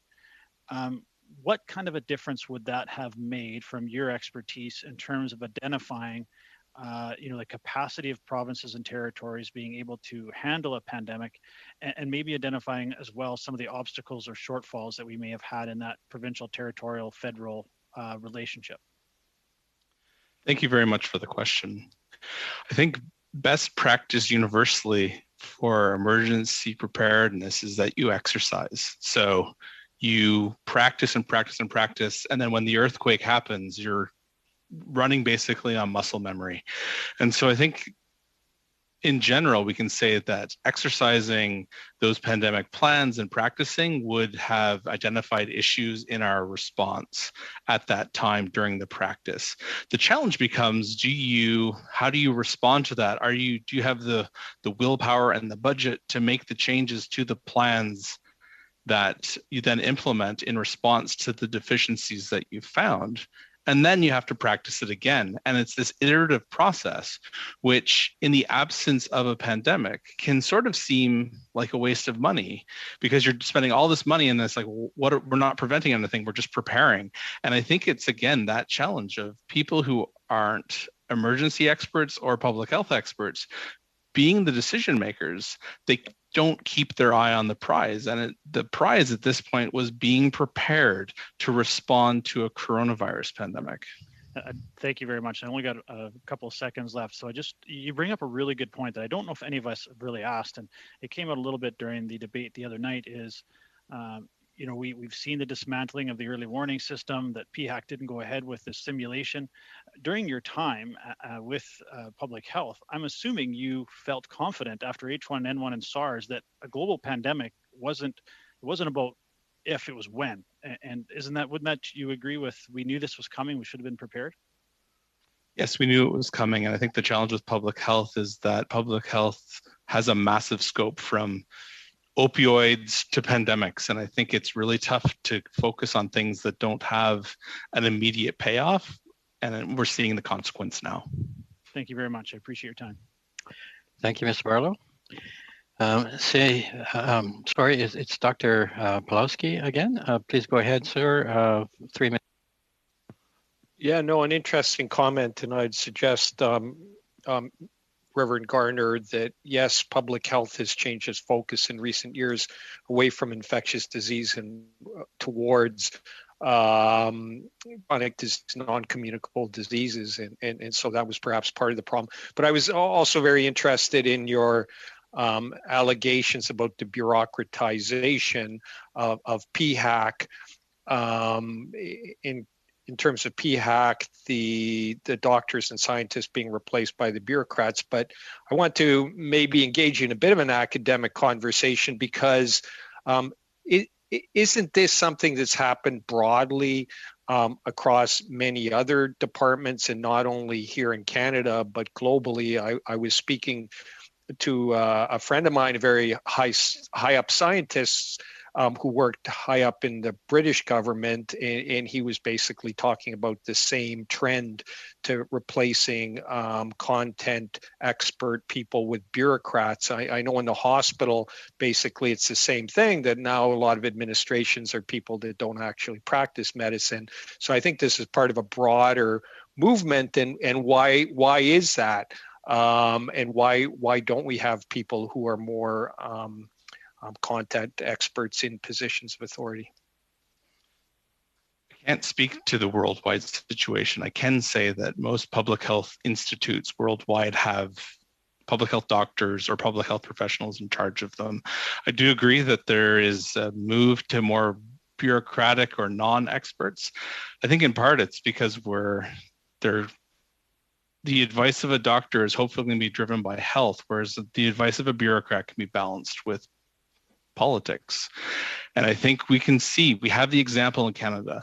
There was a change made in 2014 that demoted the CPHO, promoted a bureaucrat to the head of that organization, and we've seen an impact throughout the Public Health Agency of Canada where science is devalued. There is an inability to brief with complexity because the people you're trying to brief to don't have any training in public health. And so I think there's lots of examples worldwide, and we can have an academic conversation, but we can also have a specific conversation about the decisions both the Harper and Trudeau government made around the Public Health Agency of Canada Act and the impact, and say, this is why we're in this situation. How is that why you left PHAC? It is not why I left PHAC. I loved working at the Public Health Agency of Canada. There are so many amazing public health professionals there, but I had a sense of calling and wanted to exercise some of my public health skills at a very local level in a parish.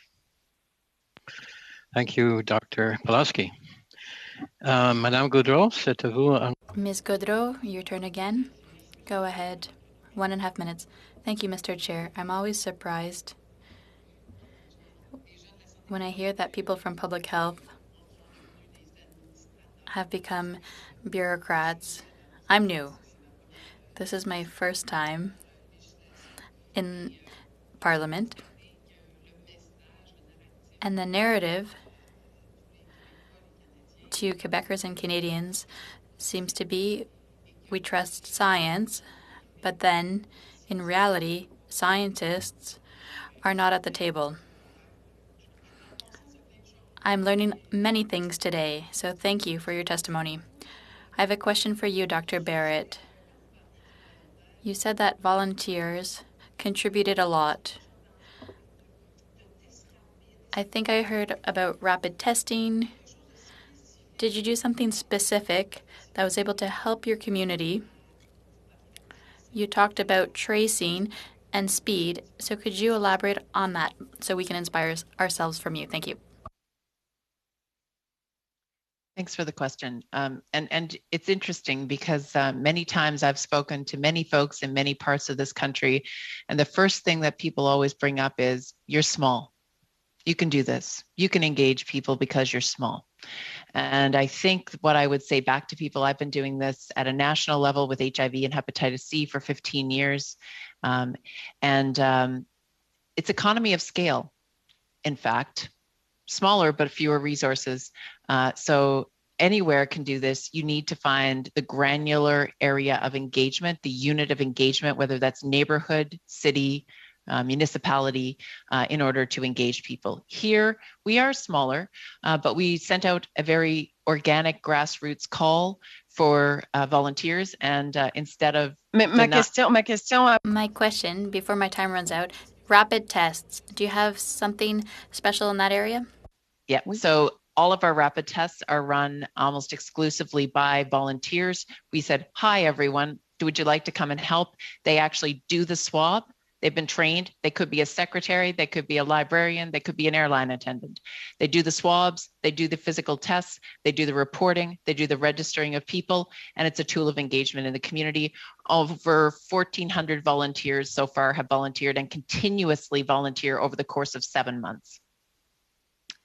Merci beaucoup. Thank you very much. Thank you, Mr. Chair. Madam. Mr. Davies, it's to you now. I must confess, I got distracted by the testimony, so I went a little over last time. So why don't you take 2 minutes this time? Okay, thank you. Dr. Barrett, in that letter you co-signed to Maclean's, it says, as much as we might wish otherwise, COVID-19 is not done with us yet. The consistent failure to learn from the experience of other jurisdictions, and even worse, failure to learn from our own miscalculations, is a sad statement on Canada's political leadership. 2 questions. In your view, what has Canada's political leadership failed to learn from other jurisdictions? And can you provide us with an overview of best practices from other jurisdictions that you think could be applied to Canada? That's a big one in a couple of minutes. So I'll try and squish it in. I think we can learn from what's been going on in Atlantic. Q14.